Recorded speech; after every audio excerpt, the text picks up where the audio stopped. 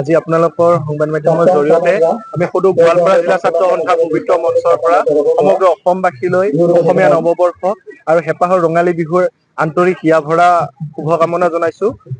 বহাগে আৰম্ভ কৰা এই নতুন বছৰটি প্ৰত্যেকগৰাকী অসমীয়াৰ বাবে হওক প্ৰাপ্তিৰ বছৰ, আশাৰ বতৰা আনক এই বছৰ দিয়ে। আৰু বহাগ আমাৰ বাবে প্ৰেৰণা, বহাগ আমাৰ বাবে সাহস।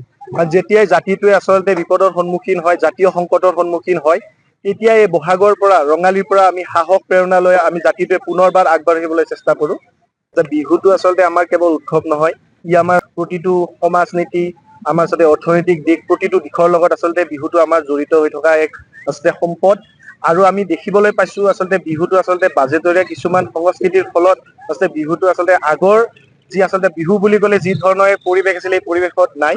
আমিও যুৱ প্ৰজন্ম অথবা উঠি অহা প্ৰজন্মক এটা আহ্বান জনাইছো, যাতে আমি নিজৰ শিপাৰ সৈতে জড়িত থকাৰ লগতে নিজৰ সংস্কৃতিসমূহ, আমাৰ পৰম্পৰাসমূহৰ লগত যাতে জড়িত হৈ আমি যেন বিহুটো উদযাপন কৰো, তাৰ বাবে আমি আচলতে উঠি অহা প্ৰজন্মক আহ্বান জনাইছো। যিকোনো খবৰৰ বাবে যোগাযোগ কৰক 7099017330 লগতে 7099017110 নম্বৰত।